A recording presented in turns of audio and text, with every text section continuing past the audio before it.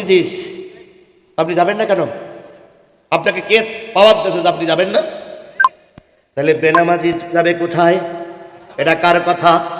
তাহলে এ দলে এই বেনামাজি জাহান্নামে যাবে, এই কথা আল্লাহ বললেন। এবার বলুন তো, সিরাজগঞ্জের লোক জাহান্নামী আছে না নাই? কতগুলো? মেলা। আগে বটে খুঁজে পাওয়া যাচ্ছিল না, এবার পাওয়া গেছে। এই কথা বলেন, পাওয়া গেছে। এইবার আসেন, আল্লাহ রাব্বুল আলামিন বলেন, মাইয়াশফা শাফাআতান হাসানাতান ইয়াকুল লাহু নাসিবুম মিনহা ওয়া মাইয়াশফা শাফাআতান সাইয়্যাতান ইয়াকুল লাহু কিফলুম মিনহা। যেই ব্যক্তি নিজের একটা সাপোর্ট বা ভোট দিয়ে ভালো নেতা নির্বাচিত করে জাতীয় সংসদে পাঠাবে, ওই নেতা জাতীয় সংসদে গিয়ে যত ভালো আইন তৈরি করবে, প্রতিটা ভালো কাজের জন্য যে নেকি হবে, ওই নেকি কবরে বসে বসে ইনি পাবেন। কার কথা? জোরে বলেন, কার কথা? ওমাইয়াশফা শাফাতান সাইয়্যাতান। যদি আপনার একটা ভোটে কোনো খারাপ নেতা ক্ষমতায় যায়, ওই খারাপ নেতা ক্ষমতায় যেয়ে যত পাপের কাজ করবে, ওই পাপ ওই নেতার আমলনামায় যতটুকু লেখা হবে, তার চাইতে বেশি আপনার আমলনামায় লেখা হবে।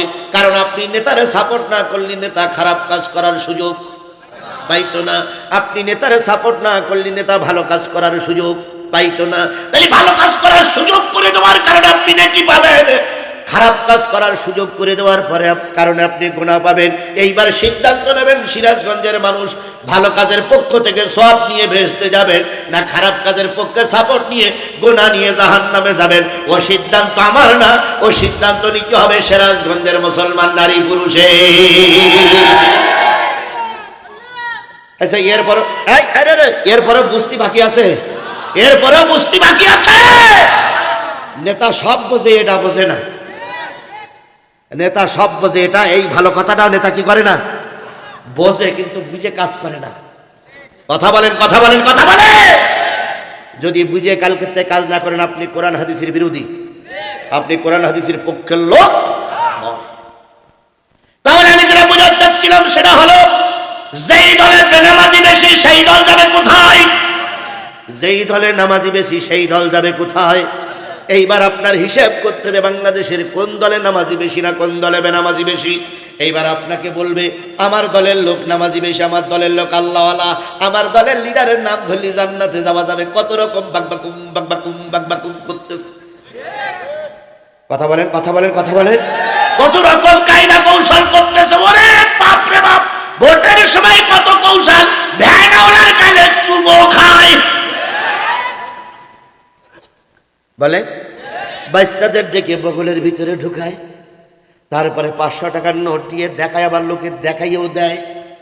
জীবনেও টুপি পরে না, নির্বাচনের সময় ইয়া টুপি, দাড়ি রাখিনি, এখন খোসা খোসা দাড়ি। আচ্ছা, টুপি পড়লে সব হবে না হবে না? হবে। আপনার টুপি পড়ার পক্ষে, দাড়ি রাখলে সব হবে না হবে না? আমরা দাড়ি রাখার পক্ষে। এখন যদি নামাজ পড়ে, এই নামাজ পড়লে নেকি হবে না হবে না? আমরা নামাজীদের পক্ষে। কিন্তু প্রশ্ন হলো, শুধু নির্বাচনের সময় নামাজ পড়লে আর টুপি পড়লে হবে না। যেই ব্যক্তি নির্বাচনের পরেও টুপি আর নামাজ পড়ে, বুঝতে হবে ওই ব্যক্তি প্রকৃত নামাজি। সালামের জোর কি? সালাম আলাইকুম, সালাইকুম, সালাইকুম। আর আপনারা বলবেন ওয়ালাইকুম কুম, ওয়ালাইকুম কুম, ওয়ালাইকুম কুম। সম্পূর্ণ বলার দরকার নেই, কারণ সালাম আলাইকুম মানে তুই মর, আর আপনি বলবেন ওয়ালাইকুম কুম মানে তুইও মর।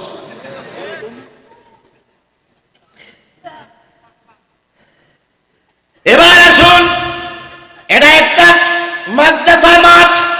কথা বলেন, এইখানে বিভিন্ন দলের লোক জনসভা করতে আসবে না আসবে না? আসবে। এখানে মিটিং মিছিল হবে, এটা গণতান্ত্রিক অধিকার, করার অধিকার তাদেরও আছে, আপনারও আছে। এবার মিটিং হচ্ছে, জনসভা হচ্ছে, হঠাৎ করে আসরের আজান হয়ে গেল। আসরের আজান হয়ে গেল, এখান থেকে মসজিদ কত দূর? অল্প দূরে। আসরের আজান হয়ে গেল, নেতা বিরতি দিল আর বলল এখন নামাজের বিরতি, চলো নামাজে যাই। যদি নামাজের বিরতি দেওয়ার পরে ওই দলের নেতা কর্মীরা শতকরা 95% লোক নামাজি হয়, ওই দলের 95% লোক এখানে অথবা মসজিদে জামাত করে নামাজ পড়ে, ও আমার সিরাজগঞ্জের মুসলমানেরা পায়ে ধরে বলে গেলাম, ধরে নিও ওই দলটা জান্নাতি দল। আর যদি আজানের পরে 70-90% 80% লোক নামাজে না যায়, 20% লোক নামাজে যায়, 20 নম্বর পাইলে যেমন পাশ করা যাবে না, 20 জন লোক নামাজ পড়লো, 80 জন লোক নামাজ পড়লো না, পাশ করা যাবে না। সুতরাং ওই যে দলের ভিতরে বেনামাজি বেশি, এই দলটা জাহান্নামী দল।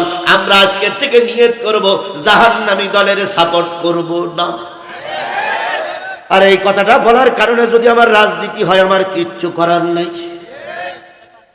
কিচ্ছু করার নেই আমার।